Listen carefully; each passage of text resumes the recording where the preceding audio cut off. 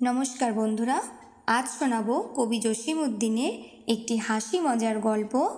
গল্পের নাম ঘুঘু দেখেছ, ফাঁদ দেখো নাই। বাপ মরে গিয়েছে। ঘুঘু আর ফাঁদ দুই ভাই। কি একটা কাজে দুই ভাইয়ের লাগলো মারামারি।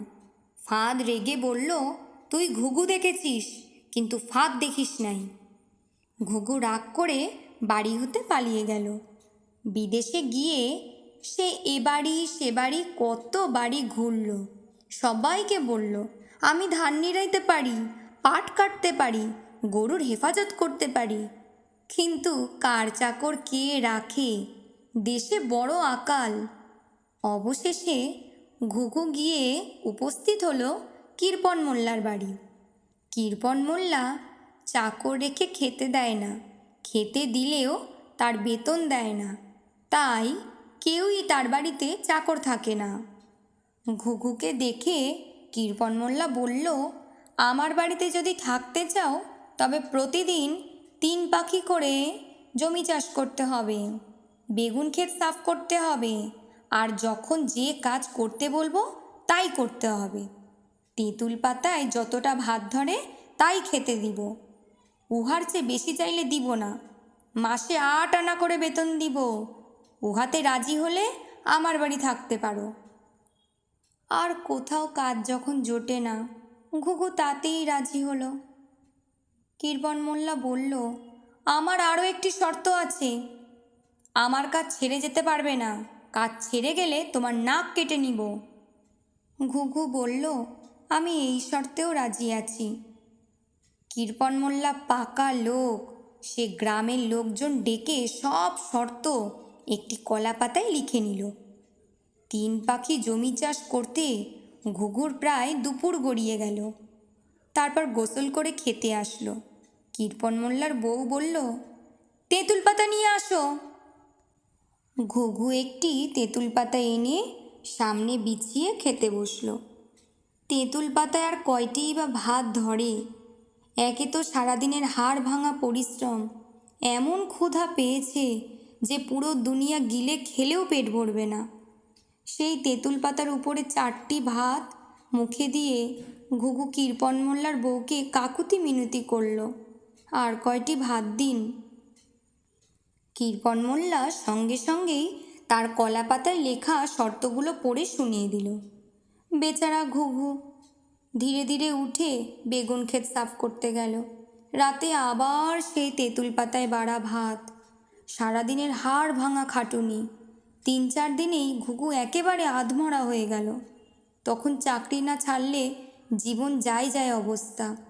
কিন্তু যখনই কৃপণ মোল্লার কাছে চাকরি ছাড়ার কথা বলেছে, তখনই সে তার নাকটা কেটে ফেলল। ন্যাকড়া দিয়ে কোনো রকমে নাক বেঁধে ঘুঘু দেশে ফিরল। তার ভাই ফাঁদ জিজ্ঞাসা করল, কিরে, তোর নাকটা কাটা কেন? ঘুঘু কেঁদে পুরো ঘটনাটা খুলে বলল। শুনে ফাঁদ বলল, ভাই তুমি বাড়ি থাকো, আমি যাব কৃপণ মোল্লার বাড়ি চাকরি করতে। ঘুঘু কত বারণ করল, ফাঁদ তা কানেও নিল না। সে বলল, কৃপণ মোল্লা ঘুঘু দেখেছে কিন্তু ফাঁদ দেখে নাই, আমি তাকে ফাঁদ দেখিয়ে আসতেছি। ফাঁদ গিয়ে কৃপণ মোল্লার বাড়িতে উপস্থিত। জিজ্ঞাসা করল, আপনারা কোনো চাকর রাখবেন? কৃপণ মোল্লা বলল, আমার একজন চাকর ছিল, সে অল্প কয়দিন হয় চলে গেছে। তা তুমি যদি থাকতেই চাও তবে আমার কয়েকটি শর্ত আছে, তা যদি মেনে নাও তবেই তোমাকে রাখতে পারি। ফাঁদ জিজ্ঞাসা করল, কি কি শর্ত? কৃপণ মোল্লা কলার পাতায় লেখা আগের চাকরের শর্তগুলো তাকে পড়ে শোনালো।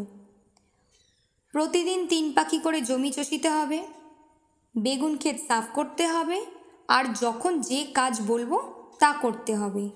তেঁতুল পাতায় করে ভাত দিব, মাসে 8 আনা করে বেতন দিব, চাকরি ছেড়ে গেলে নাক কেটে রাখবো।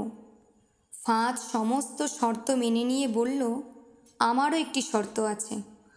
আমাকে চাকরি হতে বরখাস্ত করতে পারবেন না, বরখাস্ত করলে আমি আপনার নাক কেটে নিব। কৃপণ মোল্লা বলল, বেশ, তাতেই আমি রাজি। সে পাড়ার আরও 10 জনকে ডেকে সাক্ষী মেনে আর একটা কলা পাতায় সমস্ত শর্ত লিখে নিল। সকালে ফাঁদ চলল খেতে লাঙল চষিতে। সে 3 পাখি জমির এদিক হতে ওদিক দিল 1 রেখা, আর ওদিক হতে এদিক দিল 1 রেখা। এইভাবে পুরো জমিতে 3-4টি রেখা দিয়ে গরু বাছুর নিয়ে বেলা 10টা না বাজতেই বাড়ি ফিরে আসলো। এসেই বলল, খেতে লাঙল দেওয়া শেষ হয়েছে, এখন আমাকে খেতে দাও। কৃপণ মোল্লার বউ বলল, আগে তেঁতুল পাতা নিয়ে আসো। ফাঁদ বলল, একটি ধামা দাও আর 1খানা কুড়াল আমাকে দাও। ধামা কুড়াল নিয়ে ফাঁদ কৃপণ মোল্লার উঠানের তেঁতুল গাছটির বড় ডালটি কেটে ফেলল। কৃপণ মোল্লার বউ চেঁচাতে লাগলো, করো কি, গাছটা তুমি কেটে ফেললে? কার কথা কে শোনে? সেই কাটা ডাল হতে মুঠি মুঠি তেঁতুল পাতা এনে অর্ধেক উঠানে বিছিয়ে দিয়ে বলল, এবার আমাকে ভাত দাও। কৃপণ মোল্লার বউ সামান্য কয়টি ভাত একটি তেঁতুল পাতার উপর দিতে যাচ্ছিল। ফাঁদ বলল, আমার সঙ্গে চালাকি করলে চলবে না। শর্তে লেখা আছে তেঁতুল পাতায় করে ভাত দিতে হবে। কয়টা তেঁতুল পাতায় করে ভাত দিতে হবে তা লেখা নাই। সুতরাং তোমাদের উঠানে যতগুলো তেঁতুল পাতা বিছিয়েছি তার সবগুলো ভরে ভাত দিতে হবে। কৃপণ মোল্লা তার ভাঙা চশমাজোড়া নিয়ে সেই কলার পাতায় লেখা শর্তগুলো বহুক্ষণ পরীক্ষা করল। ফাঁদ যা বলছে তা সত্য। সে তখন বউকে বলল, দাও, হাঁড়িতে যত ভাত আছে তেঁতুল পাতার উপরে বেড়ে দাও। একবার ভাত দেওয়া হলে ফাঁদ বলল, আরও ভাত এনে দাও, সমস্ত তেঁতুল পাতা ভাতে ঢাকে নাই। কৃপণ মোল্লার বউ কি আর করে, হাঁড়িতে যত ভাত ছিল সব এনে সেই তেঁতুল পাতায় ঢেলে দিল। ফাঁদ বলল, ইহাতে আমার পেট ভরবে না, আরও ভাত এনে দাও। কৃপণ মোল্লার বউ বলল, আর ভাত হাঁড়িতে নাই। কৃপণ মোল্লা বলল, কাল তোমার জন্য আরও বেশি করে ভাত রান্না করব, আজ এগুলোই খাও। ফাঁদ কতক খেলো, কতক ছিটিয়ে ফেলল। তারপর ঢেকুর তুলতে তুলতে হাত মুখ ধুতে লাগলো। বিকাল হলে কৃপণ মোল্লা ফাঁদকে বলল বেগুন ক্ষেত সাফ করতে।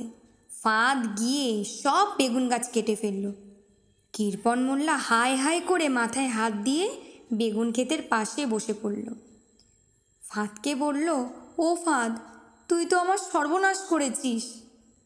ফাঁদ বলল, তুমি আমাকে বেগুন ক্ষেত সাফ করতে বলেছ, বেগুন গাছ না কাটিলে ক্ষেত সাফ হবে কেমন করে? তারপর দিন কৃপণ মোল্লা ফাঁদকে পাঠালো ধান ক্ষেত নিড়াতে। ফাঁদ খেতে সব ধান গাছ কেটে ঘাসগুলো রেখে আসলো। একদিন তাকে নদীতে পাঠালো জাল ফেলতে। জাল ফেলতে মানে নদীতে গিয়ে জাল দিয়ে মাছ ধরতে। ফাঁদ সেই কথাটার উল্টা ব্যাখ্যা করল। নদীতে গিয়ে সে কৃপণ মোল্লার এত হাউসের খ্যাপলা জালটা ফেলে দিয়ে আসলো। কৃপণ মোল্লা নদীতে গিয়ে এত খোঁজাখুঁজি করল, অত বড় নদী, কোথায় জাল তলিয়ে গেছে খুঁজে বের করতে পারল না। এরপর একদিন সন্ধ্যাবেলা তার ছেলেটি ধুলো কাদা গায়ে মেখে নোংরা হয়েছিল। কৃপণ মোল্লা বলল, ফাঁদ, যাও তো ছেলেটাকে সাফ করে আনো। ফাঁদ তার ছেলেটিকে পুকুরের কাছে নিয়ে গিয়ে পানিতে চুবিয়ে ধোপার পাটে দিল 3-4 আছাড়। ছেলের হাত পা শরীর ফেটে গেল।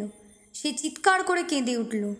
কৃপণ মোল্লা তাড়াতাড়ি ফাঁদের হাত হতে ছেলেকে ছাড়িয়ে নিয়ে তাকে বকতে লাগলো।